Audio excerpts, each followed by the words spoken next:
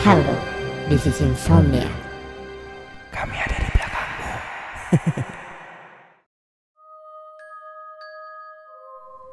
Halo para maniak, kali ini saya akan membacakan kisah nyata yang pernah dialami oleh seorang perempuan di masa lampau. Simak cerita ini sampai selesai. Kejadian itu terjadi di tahun 1998 yang bertempat di Sungai Saria, Sumatera Barat. Ada seorang gadis kecil berusia 10 tahun. Ia hidup di kampung yang rimbun dengan pepohonan. Sepanjang kiri dan kanan jalan penuh dengan pepohonan yang tinggi dan juga rumput liar. Jarak antara satu rumah ke rumah yang lain juga cukup jauh. Gadis mungil ini bernama Dewi, dan ia tinggal bersama keluarga besarnya di satu rumah. Dewi tinggal dengan nenek, ibu, ayah, dan kedua adiknya yang masih kecil. Selain itu, bibi suaminya beserta kedua anaknya juga ikut tinggal di situ. Penghuni rumah itu cukup banyak, apalagi kalau Lebaran. Semua keluarga mereka pada ngumpul di rumah itu. Walaupun rumah itu ramai, Dewi kurang suka berada di sana. Ia lebih sering main ke rumah temannya daripada harus berdiam seharian di dalam rumah itu. Itu dikarenakan Dewi tidak nyaman dengan kehadiran bibinya sendiri, yang ia panggil Biian. Dewi sering main ke rumah sahabatnya yang bernama Jehan. Di sana, Dewi tampak lebih bahagia dan merasa aman.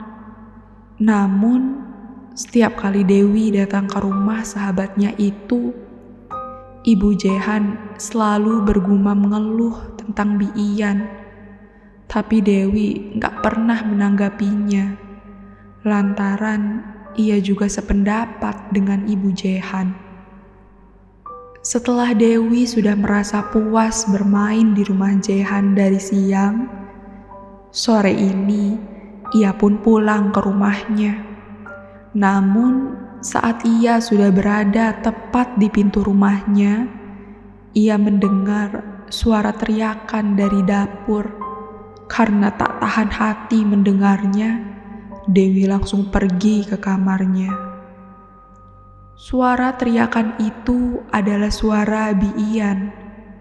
Biian sering marah-marah sambil berteriak. Dia sudah dikenal di kampung ini sebagai orang yang arogan dan durhaka. Emosinya sering ia luapkan ke ibu kandungnya sendiri. Entah apa yang membuat Biian sampai segitunya, Dewi tidak mengerti. Yang ia tahu, Biian memang suka marah-marah ke nenek. Dan saat Biian sering marah-marah, Dewi langsung pergi keluar rumah karena merasa takut. Suatu waktu, Dewi pernah dengar orang-orang kampung ngomongin Biian. Katanya, Biian suka ngebentak nenek hanya karena permasalahan pilih kasih ke cucu. Padahal Dewi yang sebagai salah satu cucu nenek tidak merasakan demikian. Dewi merasa nenek sangat baik ke semua cucu-cucunya. Bahkan bukan hanya itu saja, Biian juga pernah berantem dengan ibunya Dewi yang mana ia adalah adik kandungnya sendiri. Saat itu Dewi menangis kejar melihat mereka berdua saling beradu argumen. Bi Ian berusia 45 tahun, namun sifatnya sangat buruk. Dewi gak suka dengan Bi Ian. Bukan dia saja, bahkan satu kampung ini pun juga tidak suka dengan Bi Ian. Di malam harinya, saat Dewi sedang mengerjakan tugas di kamarnya, ia mendengar ada suara gaduh dari halaman belakang rumah. Saat ia keluar, ia melihat raut wajah ibunya sangat panik sambil berlari ke belakang rumah. Ia juga mendengar banyak suara orang di sana. Dewi yang kebingungan pun ikut pergi ke belakang. Tak disangka, setibanya di pintu belakang, Dewi langsung menangis kejar melihat gubuk kecil. Gubuk kecil itu adalah tempat Bi Ian menyimpan daun pisang untuk dijual. Dan gubuk itu terbakar. Kobaran api yang begitu besar melahap gubuk itu. Para tetangga beramai-ramai menyiram air ke gubuk itu. Dan saat suasana sangat gaduh, tiba-tiba terdengar jeritan minta tolong di dalam gubuk itu. Dewi yang saat itu menangis, melihat dengan jelas ke dalam gubuk yang kebakaran itu. Ternyata di dalamnya ada sosok manusia yang terbakar hidup-hidup. Dewi dan orang-orang yang lainnya pun menjerit dengan kencang. Suasana saat itu benar-benar riuh. Dan saat diketahui sosok orang yang terbakar hidup-hidup itu, ternyata ia adalah Bi Ian. Ia berdiri di pintu gubuk dengan kondisi terbakar. Sambil berteriak-teriak, ia berjalan lemah keluar dan menjerit meminta tolong. Seluruh orang sangat panik dan teriak histeris melihat sosok orang yang terbakar hidup-hidup. Mereka langsung menyemprotkan air ke Bi Ian. Setelah api di tubuhnya padam, Bi Ian buru-buru dilarikan ke rumah Pak Mantri terdekat karena rumah sakit di daerah ini cukup jauh. Setelah gubuk kayu berhasil dipadamkan, orang-orang di sana membicarakan Bi Ian, apa yang sebenarnya terjadi dengan dia sampai bisa membuat gubuk ini terbakar. Di malam harinya pukul 11, Dewi tidak boleh ikut ke rumah Pak Mantri. Ia disuruh diam di rumah. Rumahnya malam itu juga sangat ramai oleh kehadiran tetangga yang duduk-duduk di depan rumahnya sambil membicarakan kebakaran tadi. Ibu Dewi yang ada di rumah Pak Mantri melihat badan Bi Ian penuh dengan luka bakar sedang diobati Pak Mantri. Namun Pak Mantri saat itu terlihat ketakutan saat melihat kondisi Bi Ian. Kondisinya benar-benar menyeramkan, dan anehnya lagi, yang terbakar cuma daerah perut sampai kepala saja, sedangkan bagian bawahnya benar-benar tak ada luka satupun yang menempel. Pak Mantri pun terlihat bingung melihatnya. Keesokan harinya, Dewi melihat Bi Ian sudah ada di dalam kamarnya. Entah dari kapan Bi Ian sudah di rumah, Dewi tidak tahu, lantaran ia sudah disuruh tidur oleh neneknya tadi malam. Dewi melihat Bi Ian berbaring lemah tak sadarkan diri. Tubuh dan wajahnya dipenuhi dengan perban pembalut luka. Namun, ada yang membuat Dewi lebih kaget selain perban-perban yang menempel di tubuhnya. Dewi melihat mulut Bi Ian terbuka menganga, padahal ia lagi tidur. Tangan Biian juga setengah terangkat, jari-jarinya terbuka lebar. Ia terlihat seperti ingin menerkam. Dewi lantas bertanya ke ibunya, "Bu, Biian kok tangannya begitu?" Ibunya menggeleng tidak tahu, diikuti dengan raut wajah yang ketakutan. "Terus Bu, kenapa gubuknya bisa terbakar?" tanya Dewi. Ibunya pun menjelaskan penyebab kebakarannya. Jadi, saat itu pada malam hari, Biian lagi ngumpulin daun pisang untuk dijual ke pasar. Dan gak sengaja, Biian menyenggol lampu petromak yang ada di sebelahnya, hingga terjatuh karena gubuk saat itu tidak ada lampu. Lalu dengan sangat cepat, api itu langsung menyambar dan membakar hingga mengenai Biian. Dewi yang mendengar cerita itu kaget tak percaya. Ia jadi merasa kasihan dengan Biian. Tapi ia masih bingung kenapa tangannya menjadi seperti itu. Semenjak kejadian itu, Biian gak mau dibawa ke rumah sakit, entah karena apa alasannya. Ia hanya dirawat di rumah dengan Pak Mantri saja.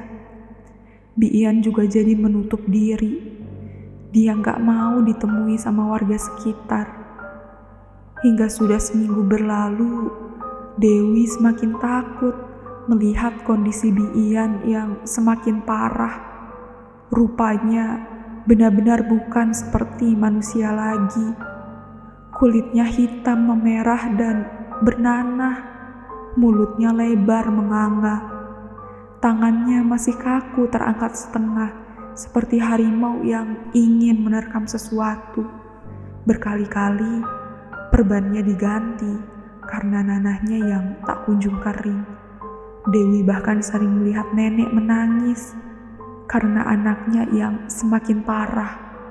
Sampai sekarang, Biian tidak bisa berbicara.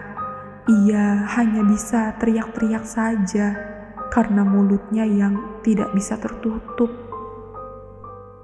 Cerita tentang Biian pun menjadi ramai di kampung Dewi. Bahkan sampai keluar kampung, banyak yang bilang kalau penyakit Biian adalah kiriman santet dari orang lain. Dan banyak juga yang bilang kalau itu adalah azab anak durhaka. Sebulan kemudian, Biian meninggal dengan kondisi menyeramkan. Dia meninggal masih dengan kondisi yang sama, yaitu mulutnya yang menganga lebar dan kedua tangannya yang setengah terangkat. Badannya dikafani dalam keadaan basah, padahal keluarganya sudah berkali-kali mengganti kain kafannya. Namun, luka bakarnya masih mengeluarkan nanah, hingga terpaksa badannya dikafani dengan keadaan basah. Kejadian ini pun terus diceritakan dari mulut ke mulut, seolah-olah menjadi kisah mistis yang hidup di kampung itu. Tahun-tahun berikutnya, cerita tentang Biian perlahan sirna. Banyak orang yang sudah lupa dengan peristiwa seram tentang seorang perempuan yang terbakar hidup-hidup. Namun tidak bagi Dewi. Di usianya yang sudah menginjak 34 tahun, ia masih merasa kalau Biian selalu ada di sekitarnya. Hal itu dikarenakan anak Dewi yang paling kecil berumur 10 tahun yang bernama Andi punya indera keenam. Ia terkadang bisa melihat sosok selain manusia. Suatu waktu, Andi pernah ditinggal sendirian di rumah. Dewi dan suami pergi sampai malam hari. Saat itu, Andi yang sedang asik menonton TV merasa kalau di sebelah kanannya selalu ada yang melihat dia terus. Saat ia menoleh ke kanan, Tidak ada siapa-siapa di sana. Andi jadi merinding seketika. Karena Andi merasa takut, ia pun pindah ke kamar tidur. Tapi di kamar, ia masih dihantui oleh perasaan tidak enak. Hingga ia mendengar suara garukan di atap kamarnya.